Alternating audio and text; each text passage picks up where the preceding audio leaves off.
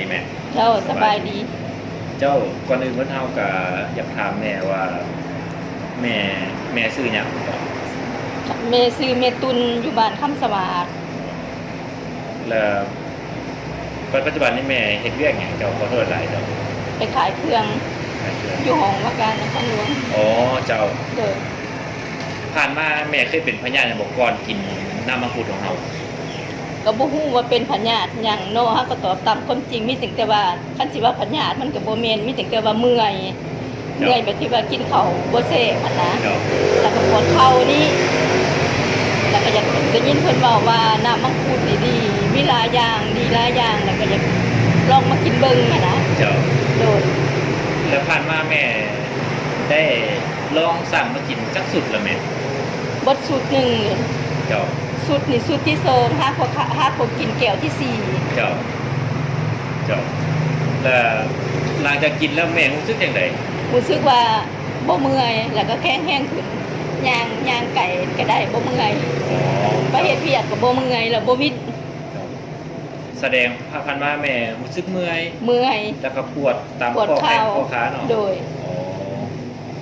ถือว่าสมุนไพรของเฮานี่ตอบโจทย์แม่บ่หรือว่าจังได๋โดยตอบโจทย์ได้ดีอีหลีจ้ะ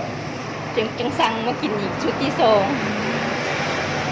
ผ่านมาแม่เคยไปกวดอยู่โรงหมอบ่หมอเคยว่าแม่เป็นหยังบ่ไปกวดแต่ว่าบ่มีพยาธิหยังธรรมดาผู้เฒ่าเนาะอายุแก่จำเนี่ยเฮาก็เฮ็ดหันเฮ็ดนี่เฮาก็เมื่อยกว่าสิว่าจะกินเสริมสร้างให้มันมีแห้งขึ้นหั่นนะความหมายว่านั่นน่ะบ่ได้เป็นพยาธิปีกายก็ไปกวดเทื่อนึงแล้วก็ปีนี้อีกก่อนปีใหม่ก็ไปกวดเทื่อนึงก็บ่ได้มีพยาธิเจ้าประเด้งก็บ่มีอันกระเพาะลำไส้มะไขลังหัวใจยังก็ดีเบิดมีแต่ว่าเฮาว่ามันแบบที่ว่าเฮาเฮ็ดเวียกเฮ็ดไรเฮาย่างดูหั่นนะหัวใจมันจะเต้นแห้งแล้วมันจะเมื่อยเจ้าหลังจากกินน้ำมังคุดแล้วมันบ่เมื่อยเจ้าแล้วผ่านมาได้แม่เคยกินอย่างอื่นบ่หรือว่าสมุนไพรอื่นบ่เคยกินกาแฟคือว่าหลังจากแม่กินน้ำมังคุดแล้วแม่รู้สึกดีขึ้นหลายเนาะโดยดีขึ้นหลายกว่าบ่ตัวบ้านได้กินแต่มันบ่เมื่อยเฮ็ดให้เฮาบ่เมื่อยเฮ็ดให้เฮามีแรงขึ้นหั่นนะสุขภาพจะดูดีขึ้นกว่าเก่าเจ้าถือว่าแข็งแรงขึ้นกว่าเก่าเนาะสามารถไปตลาดไปได้สบายขายเครื่องสบายนี่แม่เนาะแล้วก็บ่รู้สึกงุดหงิดแล้วบ่รู้สึกเมื่อยเนาะบ่เมื่อยแต่ว่าถือว่าแสดงว่าผลิตภัณฑ์น้ำมังคุดเฮาตอบโจทย์ว่าสามารถบรรเทาอาการเมื่อยของแม่และอาการอ่อนเพลียของแม่เนาะเจ้ามันบ่เมื่อยเจ้ารู้สึกแต่ว่าบ่เมื่อยแหละแข็งขึ้นหั่นน่ะแล้วก็บ่ปวดเข่าผ่านมาการกินของแม่นี่แม่ได้กินตามที่พนักงานเฮาแนะนำโดยตอนเช้ากินก่อนอาหารเจ้า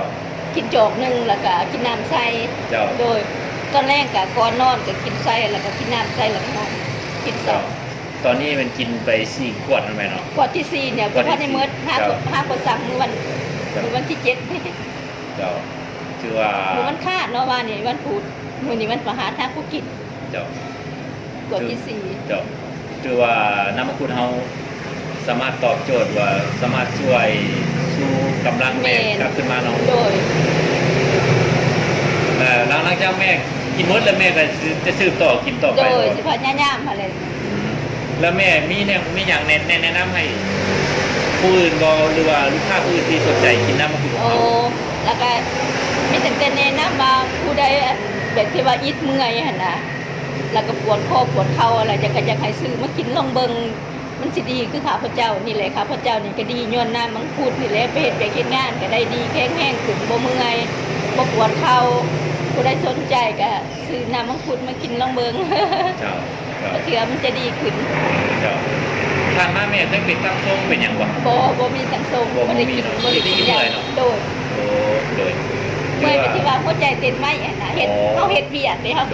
าก็เมื่อยบ่หลังจากกินล่ะเฮาก็บ่เมื่อยโดยดี